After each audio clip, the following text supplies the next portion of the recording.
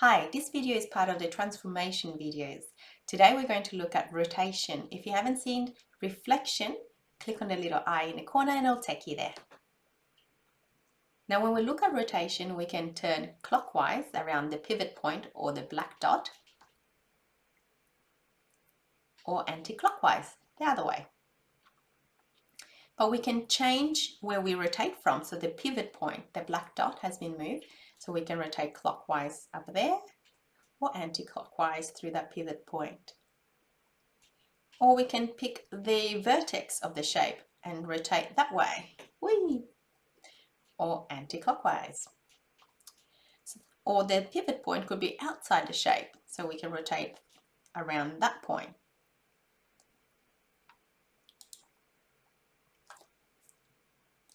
Rotate shape E 180 degrees anti-clockwise about 1 - 2. Label the new shape E dash. Now there's a lot of information there. So anti-clockwise means we're going that way, but because we're doing 180, it doesn't really matter. Now 1 - 2, that's our pivot point or the black dot that we saw in examples before. So we label that point first. That's a very important point. So 1 - 2, we found it there. Next, we're going to find each corner and its new position. So we have A, so we want 180 degrees. So 10, 20, 30, we go all the way to 180, label our new A dash. And then next point, B, use a protractor.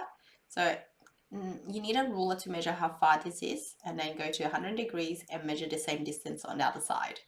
So B dash will be there. And again, C. So again, you should use a ruler to see how far that is, and then go to 180 and measure the same distance on that side. So now we have C dash. Now we have A, B, C. We can join them all together and find our new shape. Now there's a trick to doing this question really fast if you have baking paper or tracing paper, so something transparent. First of all, you need to mark your pivot point and then put the piece of paper on top. Now trace the 3 points of your triangle, the 3 vertices, and then it says rotate anti-clockwise 180 degrees. So hold that spot, rotate 180, and now you have your new shape.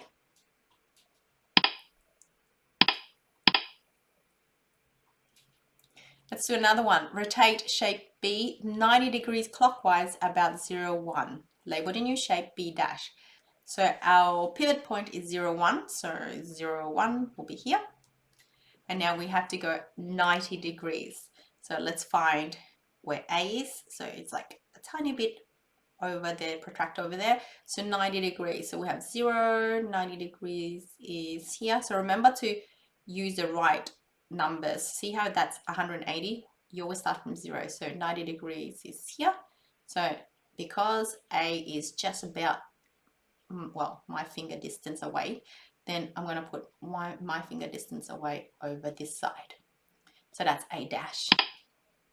And then we do the same for the other ones. I just made the protractor bigger so you can see. So it's almost at B over there. So 90 degrees will be there. And then the next one, 90 degrees, will be down here. Now, because it's touching over there, then it will be touching over here. Whoops, there. And lastly, D dash. And then join the vertices together and you have your shape.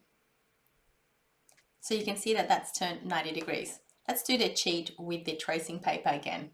So here we have the protractor this time because we're doing 90. So we want this spot to land at 90 degrees. So touch this line. So hold the protractor there, spin until that touches a 90. So now the other ones will be aligned and then you can draw your shape. So with rotation, 1, mark the center of rotation or the pivot point with a cross so you know where to measure from. And make it obvious. I use different colors in this scenario because I didn't want to confuse my black X's and accidentally use one of the other ones as my pivot point. But you can do an X and then just do a circle for your other vertices. 2, place the center of a protractor right there where the X is. And 3, plot each vertex an equal distance away on the angle and direction given. So let's have a look at that one more time. So that's the pivot point, and that's where you put your protractor. Be careful with that. That's it from me today. I'll see you next time with transformation, and this time we're looking at translation. Bye.